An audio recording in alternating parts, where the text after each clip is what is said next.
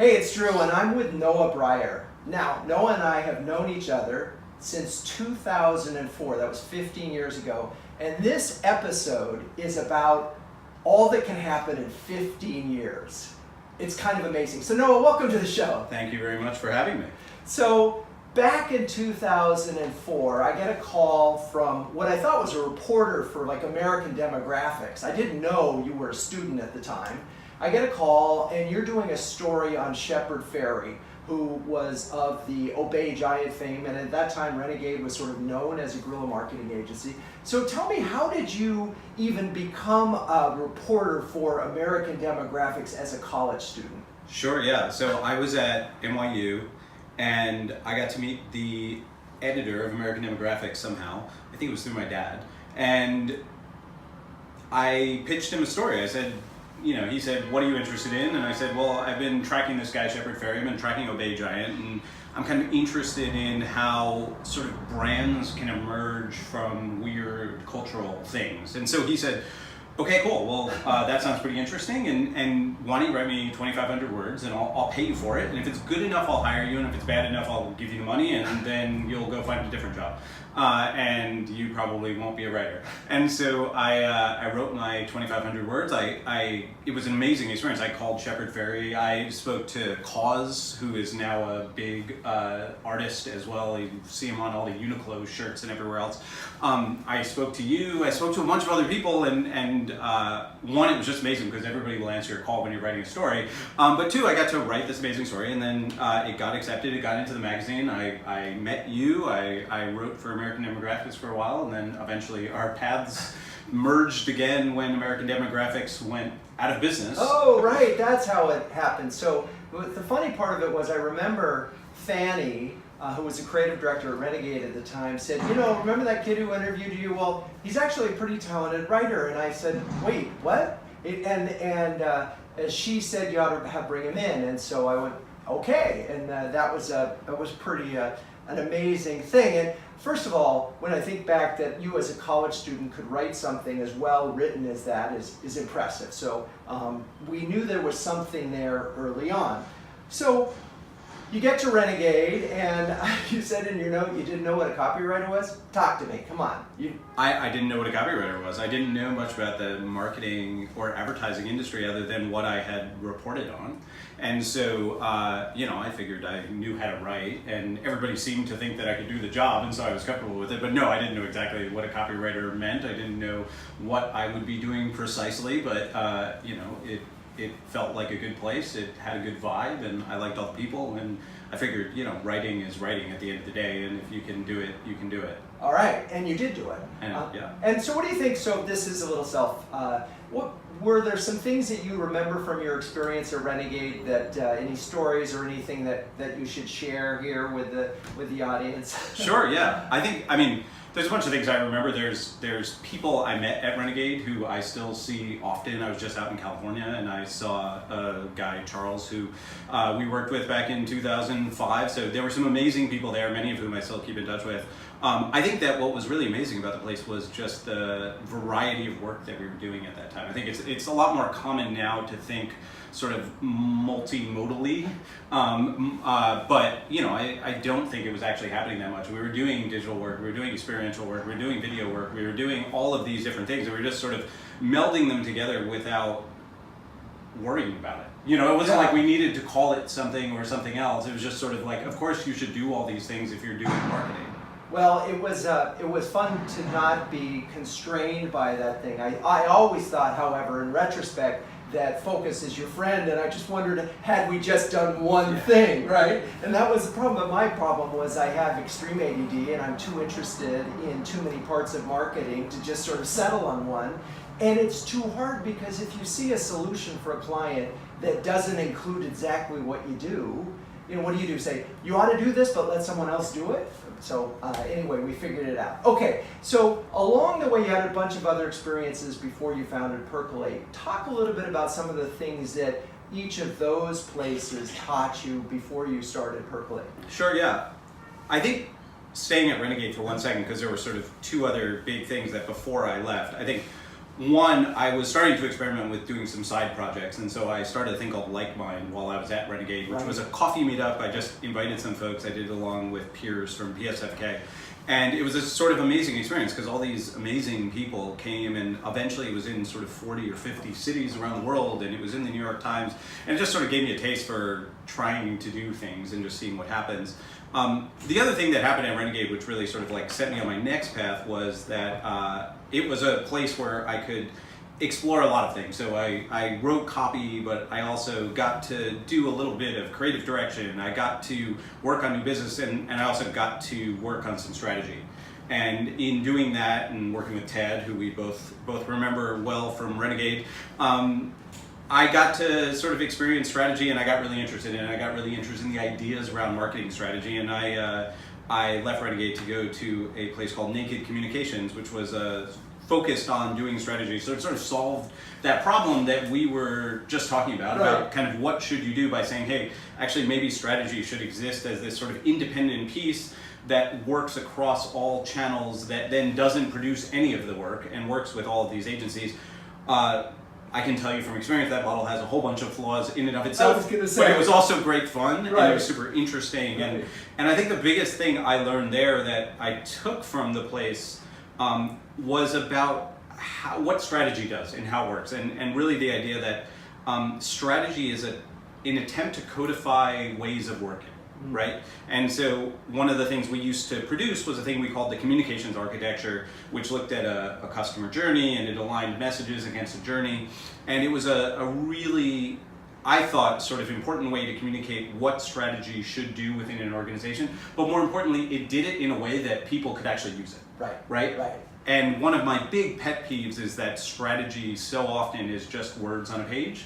And people forget that the whole point of doing strategy in any organization, but especially in marketing, is to help people make better marketing, make better content, and making that actionable, connecting it back, putting it in a place where you can see it and codifying it in a way that makes it easy for everyone to use, I think was the sort of single biggest lesson I took away from there, and it's something that I definitely moved into percolate as I built it out. You know, I want to jump on that because I was reading about that, and in fact I wrote down that quote that you said, if strategy doesn't inform action, it's probably not strategy.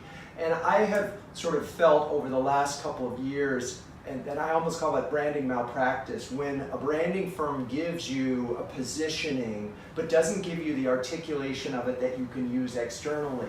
And the reason why I focus on the external expression of this strategy is it's easier for people to wrap their minds around, right? And I did a podcast recently where I mentioned where family comes first.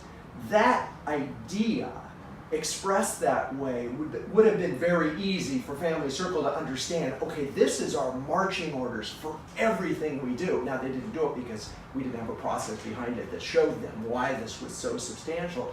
But this is where, and I know many smarter people than I can distinguish between strategy and execution, but I think that missing part of articulating a strategy is also almost as important, right? It's just, to me, strategy can fall apart when the execution is sort of bland.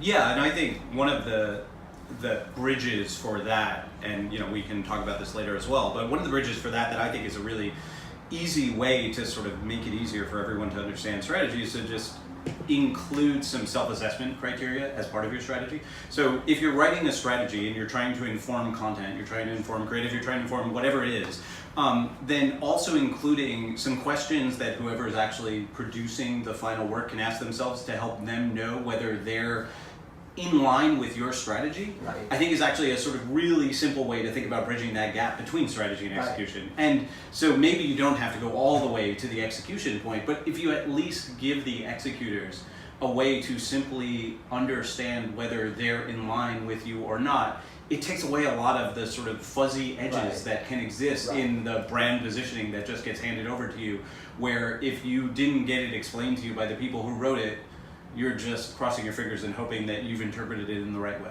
Interesting. So I'm going to put a little code on that, and this sort of undermines my earlier argument. Well, so my favorite of those positionings I remember from Gain Detergent is smell as proof of clean, right? And so all they have to do at some point in the commercial or in the thing, just show someone sniffing it and going, right? And that's it. And that's a magical moment, and it's based on an insight that somehow or other smell equals clean, even though it's almost ridiculous, right?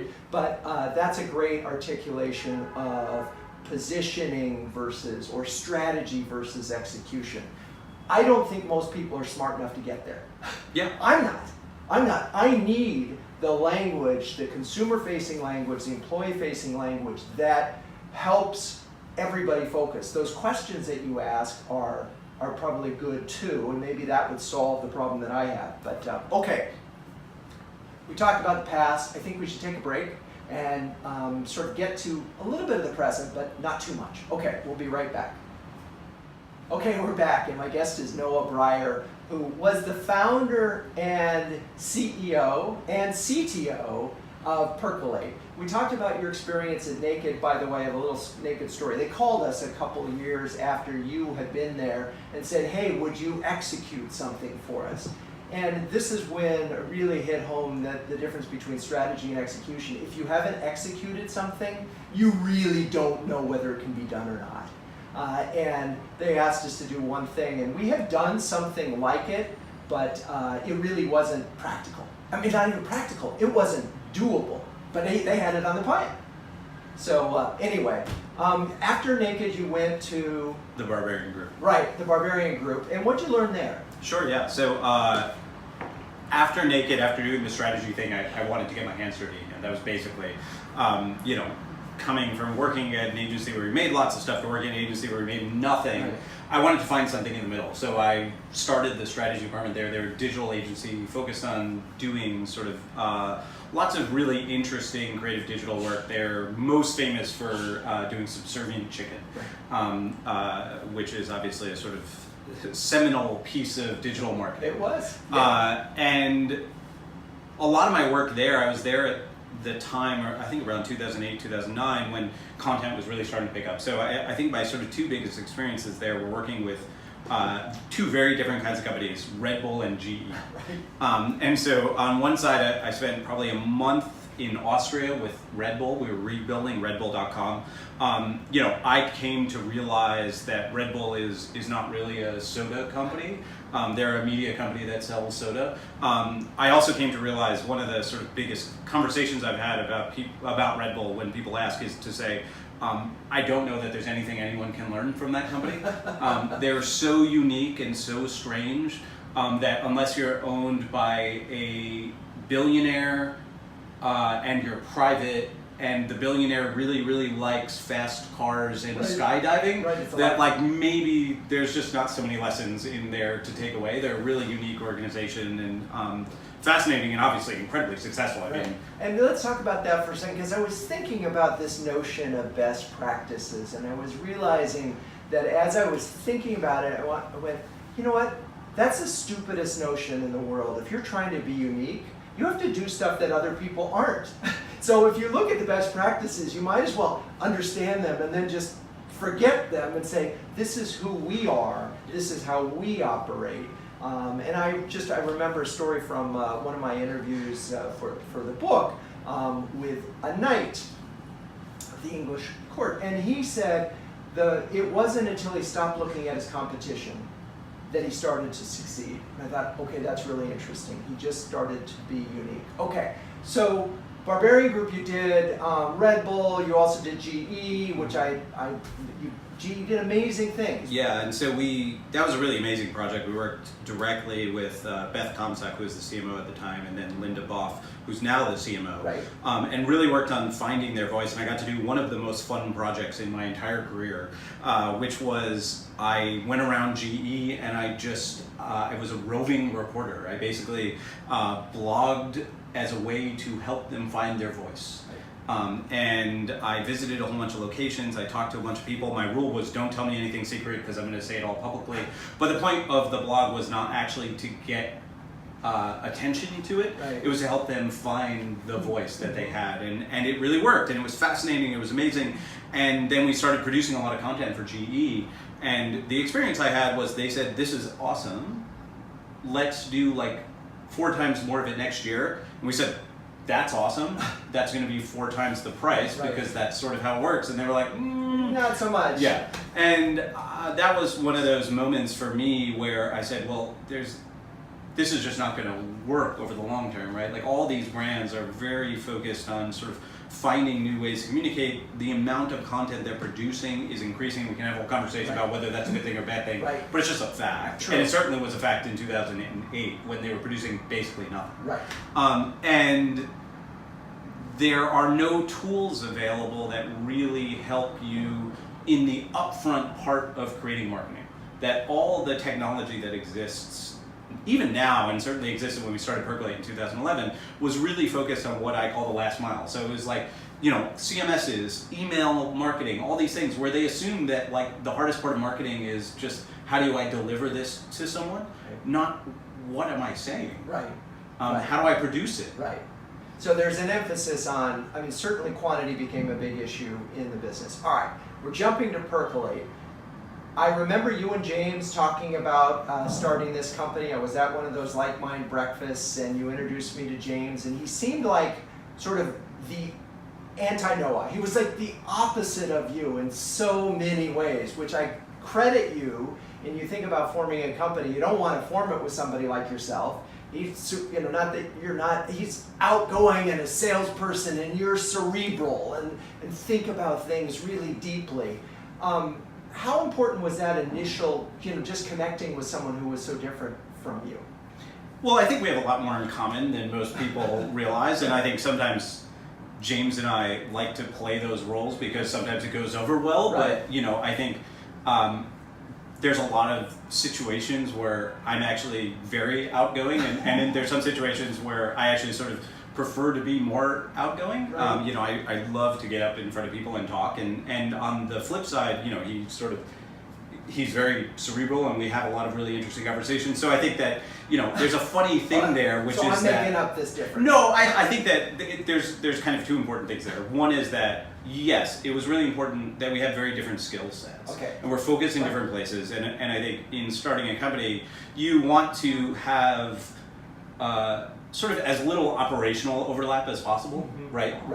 Because you want to have clear lines of delineation between what you do. And really, our overlap is marketing. Right. So that's the place where we overlap. He's been focused in sales and go-to-market and all those things, and I had been focused at that point very much in product. I built the initial version of Percolate, but our overlap was marketing and thinking about marketing and thinking about marketers and thinking about the problem of marketers. I think that's the first thing. But yeah, the second is you sometimes it's good to play the roles that you're given, and there's some situations where that's really valuable. And then on the flip side, I have this memory, and this is a little bit of a tangent, but I think it's worthwhile. Is I got invited to GE one time to have this sort of amazing meeting. They were talking about the future of employment. They invited like 10 of us. There was a historian, Doris Kearns Goodwin, who was in the room. I love her. There was a business professor. Wow. I was the millennial. Right. And we were having this conversation about the future of the workforce and employees and how to connect better with new types of people. And about 2 hours in, someone from GE stood up and said, "Hey everybody, just pause for a second. Everybody stop playing their roles. Stop being the historian, stop being the business professor, stop being the millennial, and just be a smart person. That's what you are. Bring your experiences in, but everybody quit being the thing that they're supposed to be." Wow. Which, I thought, it's something I think about a lot. I think about it in running workshops. I think about it in doing brainstorming, any of those things. It's sometimes you do have to break those roles. Sometimes it's good to play them, and you play them to make everybody more comfortable and feel better. And sometimes it's really helpful to flip out of that, right? All right, next brainstorming, I'm playing the intern. All right, so here's one thing you just sort of blew right by is you wrote the first product version of Percolate. You did the code. Did you teach yourself to learn to code? Yeah, so while I was at Renegade, I taught myself to code. I just was interested. I was tired of asking people to build things for me, so I became a pretty crappy coder, to be honest. But while I was there, I built a little experiment that actually came from a conversation I had with a friend. He had invited me to come talk to him, talk to his company, and he asked me to come talk about brand versus utility.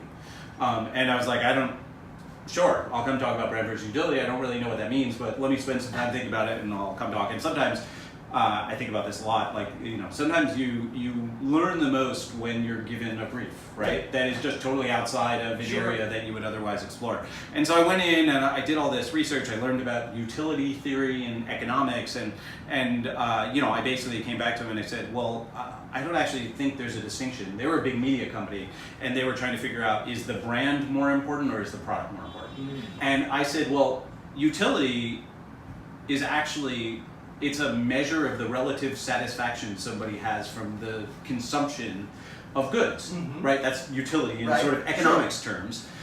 So that's kind of interesting. But what is satisfaction? Satisfaction is actually a function of expectations, right? Your satisfaction level is partly a function of what you expected to receive out of it. If you have low expectations, your satisfaction might be higher. If you had really high expectations, somebody can be amazing. A product can be absolutely extraordinary, but it didn't reach it, and therefore it's disappointing. It's like going to a movie that everybody's hyped, and this is the best movie ever, and you go, oh, wasn't that good? Right. Because it was the second best movie ever. Right. And so, what is the point of marketing and branding but to set expectations? And so I said to them, I had this thought, I said, well, I don't really think you can draw a hard line between those things. I don't think that brand and utility, and this is still something I think about a lot, and I think people love to draw that distinction, they love to talk about it, but I think this is part of what makes measuring marketing so hard, is that it's really hard to say where the brand begins and the products end, right? Because it is, although if you talk to the folks at Wells Fargo, they can tell you very much what happens when you lose brand. Yes. I mean, and because brand equals trust, and with a bank, financial institution, if you lose trust, you lose pretty much everything. Frankly, almost every brand. When you lose trust, you lose everything. But the difference between pre-crisis and post, in terms of the value of the stock, the perceptions, it's huge. Nothing really changed from a utility standpoint, but everything changed in terms of brand standpoint. And so I was working on this presentation, and one night I had this idea that popped in my head, which was, well, if you believe all these things and sort of, brands ultimately are about setting expectations, then what if I just flashed up a random logo and people typed in the first thing that popped into their head, and I made a tag cloud out of it? That would be kind of a snapshot of brand perception. So I got up, this was one of these, I got up at 2 o'clock in the morning and I just made it, and I sort of like put it out in the world the next day, and some people started to like it, and then some people started to write about it, and then it was in the Wall Street Journal, and then it was in Ad Age, and it was in all these things, and I got to be on NPR, which was probably the most amazing of all the experiences, because NPR cuts all your ums and ahs. Oh, isn't that nice? Oh my God. We don't do that on this show, I'm sorry. It's okay. So you sound absolutely brilliant when you come off NPR. But I built brand tags, and brand tags was this super fun experiment, and it caught a lot of attention. I collected something like 15 million tags. And I also caught the bug for building products, and I saw this thing go, and I taught myself to write code, and then I had to maintain it, and then people were breaking it, and I had to find ways to fix it, and so, you learn a lot when you're forced to. Right. And I was forced to learn a lot, and so I built brand tags. I ended up selling it, I think 2 years after that, and that also gave me a little bit of seed money to not be paid for a while we started Percolate. I got it. All right, we're going to take a break, and when we come back, we're going to talk about a number of things that you're going to want to listen to, so stay with us. So we're back, and my guest is Noah Brier, who was the founder of Percolate. And I want to make a point for any of the students that are listening to the show. If you want to know whether or not you're an entrepreneur, you probably will see it in your behavior early on. I want to just sort of share a few things that Noah has said or hasn't said. Noah had a blog when he was in college for the Chicago Bears. He just mentioned the fact that he taught himself to program while he had another job and built this tag cloud thing. There was an entrepreneurial spark.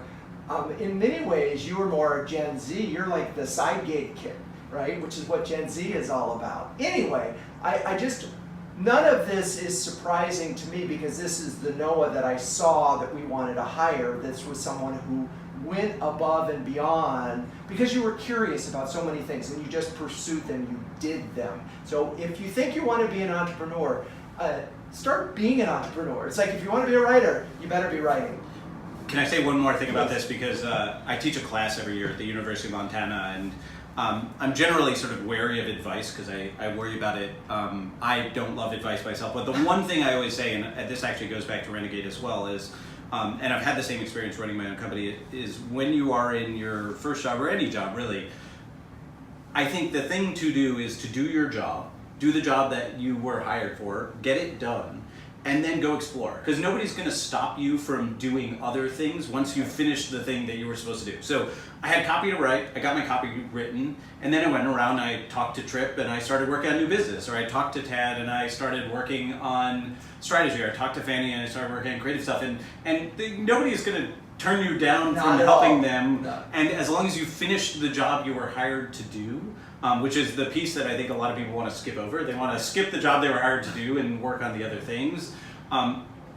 You can explore a lot of new parts of an organization, and you will get paid for it, and it's great. And you can learn about a whole bunch of new things and try new directions. Love it. Great advice. We're going to record that, put that on the recruiting site for renegade.com. Do your job, then explore. Okay. I'm curious, your Percolate is now, you've left Percolate and you had 8 years. What do you wish you knew when you started the company that you know now? Sure, yeah. Wow. There's any number of things. I think, if I look back on my experience at Percolate, we did a lot of things right, we did a lot of things wrong. I think that's what happens. You can't go through the experience of being an entrepreneur and not make a bunch of mistakes. And I think the hope is that you make fewer of them next time. But we also did a lot of things right. I think that there's a lot of stuff around culture that both we did right and then we did wrong, and that I take away and I think about, and I think as I go into starting a new company, I really want to make sure that we get right. Culture is incredibly powerful. That I think is sort of something I knew from the beginning. One of the things we did really well was we wrote a lot down. And to me, part of it is that I am a writer, but part of it is that I think there's nothing that scales better in an organization than writing, because you can read it across space and time, right? You can't tell stories verbally and expect them to always carry. So I think investing in culture, especially early on, is really critical. I think one of the really hard things is that as you're growing, and especially as you're growing fast, you bring in a lot of new people, right, and they have a lot of ideas about your culture. And some of them are right, and some of them are very wrong. And learning to understand which ones are right and which ones are wrong is really hard, right? And part of it is that you don't always trust your gut. And you think that these are people who are coming from really big, really successful companies. But you have to find the balance. And it's hard to say exactly where that balance is. But I think you have to know in your heart what your culture is. And you have to be able to nail that. Because the thing about culture that is so powerful is that things that are embedded at the cultural level, I've been trying to sort of articulate this as a set of layers, but things that are embedded at the cultural level, it just means that it's stuff you don't have to do in other ways in the organization, right? It's process you don't need to put in place because you've made it culture, right? And culture is so much more powerful than process. And so if you've embedded creativity, you've embedded experimentation, you've embedded agile, if you get it down to that cultural level where it's just a part of the fabric of the organization, then you have to worry less about making sure that you have the agile process down because you have an agile culture. And so part of that then is hiring into that, right? People who are naturally inclined to those things, and then training people who don't. One of the things that I was surprised, I interviewed Diana O'Brien, who's the global CMO of Deloitte, and she talked about Deloitte University and how they could teach empathy. I thought that was something you had to hire for. She said, no, we teach people that. And I thought, that's fascinating. So part A is hiring into culture, defining culture, and then hiring into culture, and then acculturating. Yeah, I've always sort of struggled with the hiring into culture thing, actually. I think that to some extent, My worry with talking about culture fit is that it ends up meaning a lot of the same people. Right. It sort of moves you away from diversity. Right. I think that to some extent, people, if you've defined the culture well enough, then people can adapt to it, and you want different views and you want different opinions. And so I actually was very sort of purposeful in not making culture fit Right. a part of it. Right. I think if you hire smart people who want to be there, startups are nice because there's a certain amount of self-selection.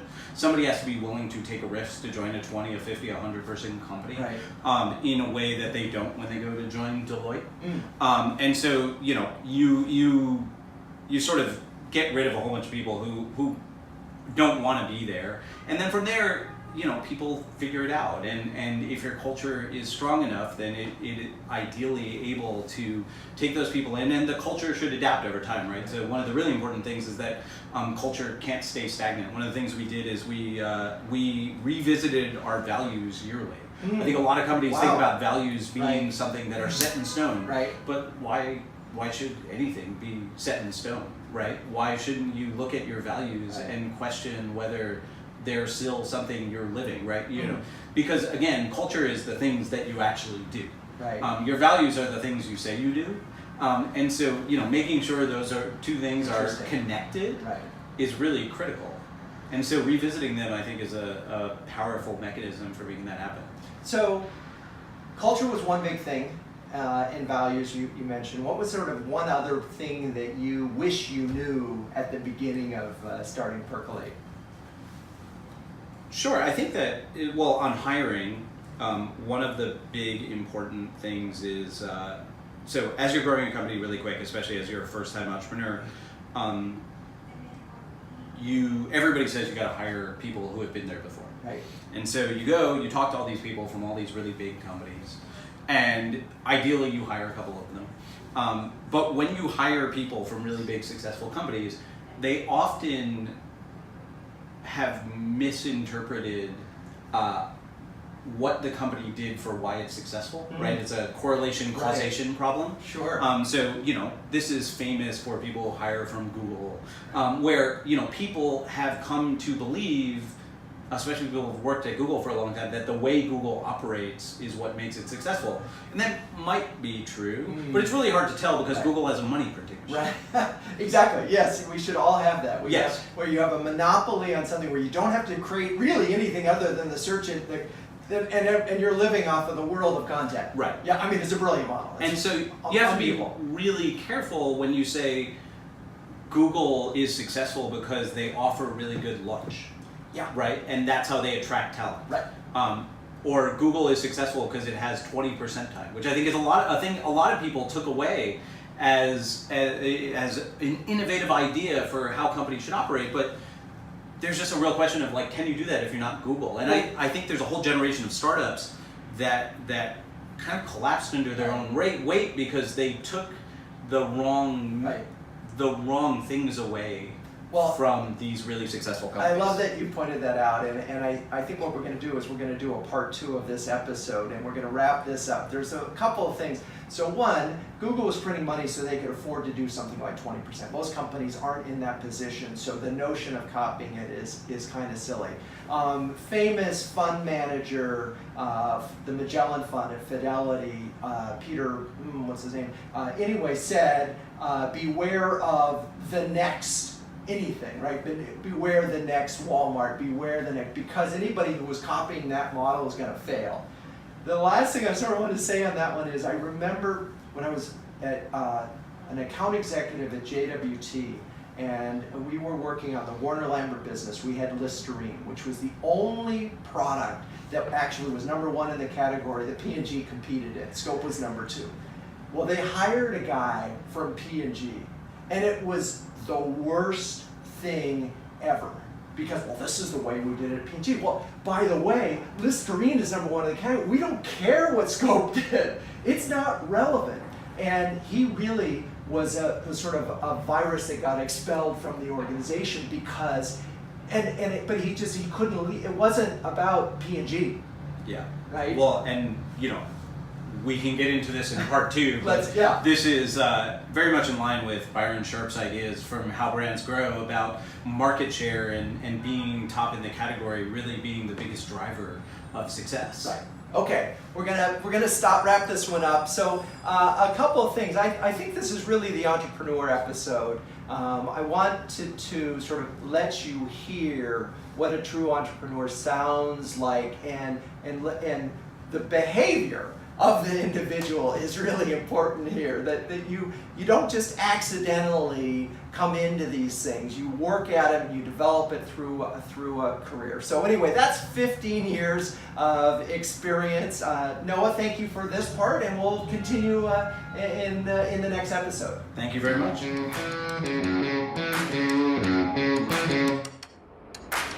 This has been Renegade Thinkers Unite, but it doesn't end there. Just go to renegadethinkersunite.com for more and subscribe to the show. That way, you'll never miss an episode. We'll talk with you next time on Renegade Thinkers Unite.